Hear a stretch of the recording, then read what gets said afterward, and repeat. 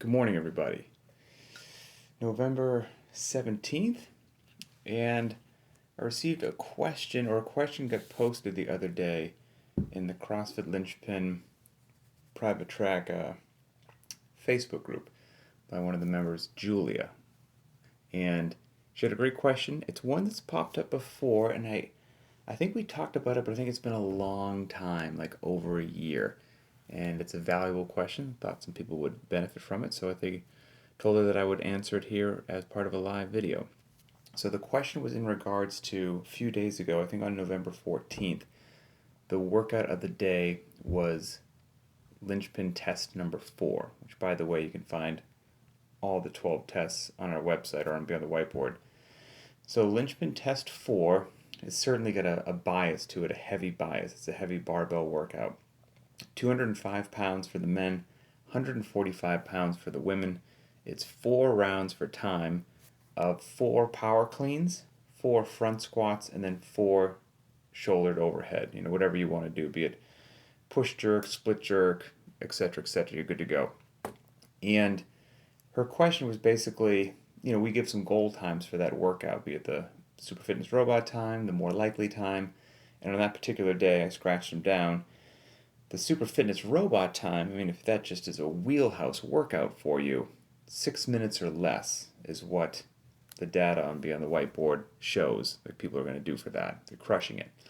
More likely time is a lot of people will be drifting upwards from 6 minutes to potentially 10 minutes and somewhere around there. We've got a new puppy in the house, and the puppy is nibbling on my right foot right now. He's starting to sleep through the night, so that's a good thing. He's been getting up frequently, but last night he actually slept relatively well, so I'm pretty happy about that. So we'll just hope that he stays calm down there. But anyway, so yeah, the more likely time will be around the 10-minute mark. And her question was basically, in a workout like today, on a heavier loading workout, that she sees that heavier loading as a challenge, and maybe she would drift beyond that more likely time, but she likes to be challenged by the weight. So is that okay, or should she scale it to fall within those time windows that are kind of, the guidelines for the stimulus of the workout? And the answer is, as unsatisfying as that answer is, yes to both. But for this one particularly, when we posted this, I wrote it's 4 rounds for time, but then I also put in parentheses or not, because I thought this would be exactly kind of like what she was asking, a good opportunity for somebody that if a heavy barbell is where they need to improve and what they need to work on, then, okay, for somebody who's just a bigger, stronger athlete, and this is a wheelhouse, they're just cycling this thing, they're done, sub 6, it's a shorter time domain workout. But for somebody that this is really where they need to work, well, it's basically just a heavy day at a high heart rate, and they're going to take longer breaks. They're not going to be cycling anything. But the key part in my mind is, in answering Julia's question, is whether or not you can handle this loading in a safe manner without any deterioration of your form or technique. If you can handle the loading, especially with some intelligently planned breaks, but your time might just drift beyond that goal time of 6 to 10 minutes, I don't have any particular problem with that in any way, shape, or form, because you're not compromising your mechanics, your safety, or whatnot. You're just using the day as an opportunity to improve in a particular area that you happen to struggle in. And I think that's good to go. Because getting strong comes in all different kinds of days, right? Which is why on a classic heavy day, like a 7x1 day, I like to call those heavy days, not strength days, because I feel that you can get strong on a 7x1 day. You can get strong on Fran. You can get strong on Murph. You can get strong on 10x1 100-meter repeats. So strength comes in multiple different training sessions. So for a workout like today, it just has a heavy bias. And so if she could handle that loading, that heavy loading, but just, again, it's just going to take her a bit, she'll break it up a bit more, totally good to go. I've got no issue with that in any way, shape, or form. I would say if you are facing the same kind of question and you do not have the ability to move that barbell in a safe manner, even with some breaks that maybe the ego is starting to get in there, and you're like, I want to be challenged by this weight. I want to say that I did it RX or whatever it happens to be. Well, then I think you're going down a very different, potentially dangerous, irresponsible path, and I would wholeheartedly say, please don't do that.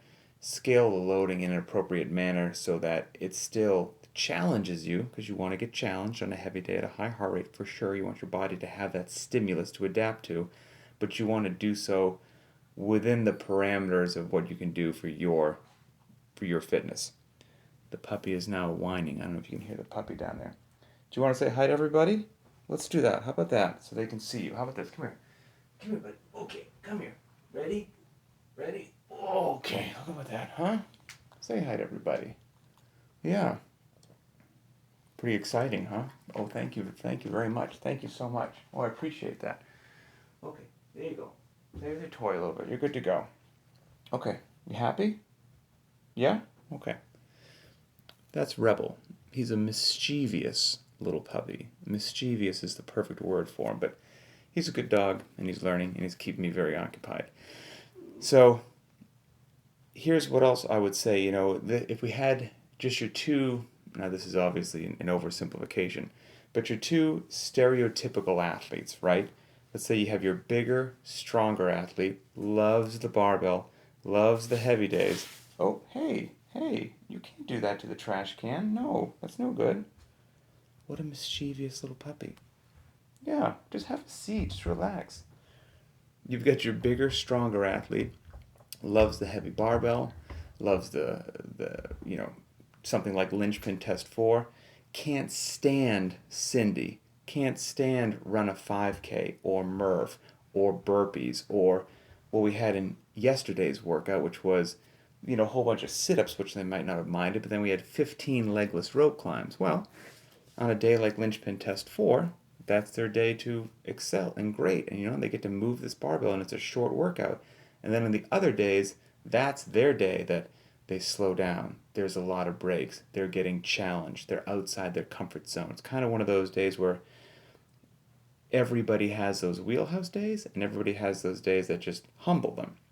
And on the other side of being, the stereotypical athletes, if we have the lighter, smaller athletes that in general don't like the heavy weight, but they love everything else that I just mentioned, body weight movements, burpees, the running, Cindy, etc., a moderately loaded barbell, a light barbell, but then they see something like Linchpin Test 4 come up and they're like, oof, this is going to be a rough day. There's nothing wrong with that. If you are exposing yourself, if your programming is varied, then you're good to go, because both of those athletes that I just mentioned have the days that they're just high-fiving their friends and they're like, I'm going to knock this one out of the park. And both athletes will also be exposed to things that just let them know that they still have plenty to work on in their fitness. That's the beauty and the benefit and the necessity of well-rounded programming, of variance. If you don't have that, that's where I think the potential problem comes in. So let's say every day you have a heavy bias, every single solitary day. Well, then you're never going to get that exposure to move fast. So if you're just struggling under the heavy load, you're kind of living in a lower intensity, bigger breaks kind of area, which if that is done by design and that's what you want, okay, fantastic. But if your goal is chasing well-rounded fitness, that's not going to get you there. So when you've got some variance, everybody should be unhappy every now and then, and everybody should be smiling ear to ear now and then, and that's probably a good sign that you're kind of doing it right. But on a day like today, getting back to Julia's question, that is, it's a definite workout with a heavy bias. If the athlete knows that they need to work on this particular sort of workout, a heavy workout, and they can move that loading without negatively compromising their former technique, but it's just going to take a little bit longer on the clock. They're going to take bigger breaks, but they're going to turn it into their own kind of a strength day. Fantastic. I don't see anything wrong with that. I think it's good to go. And that larger, stronger athlete that hates the body weight movements, they might do something like that on, let's say, Does everybody remember that classic CrossFit workout? I bet I'm going to say one right now that it's been a long time since most people have done. Do you remember Angie? Does Angie ring a bell? Angie is, for time, 100 pull-ups, 100 push-ups, 100 sit-ups, and 100 air squats. It's probably been a long time since a lot of folks have done that one, but it starts off with a set of 100 push-ups.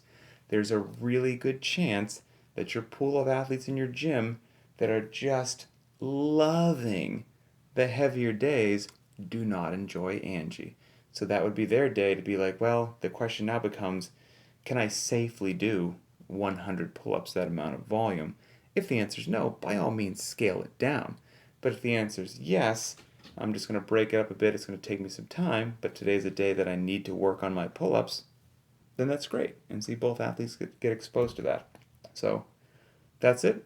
Hopefully that helps give some folks some guidance as to how to approach workouts, be they workouts like Angie or Linchpin Test 4. And I am going to go take my puppy outside before he... Are you kidding me? You stinker. Before he decides to soil my carpet, as I look down, here's what I see. Give me this. Give me this. Give me this. No, you can't have that.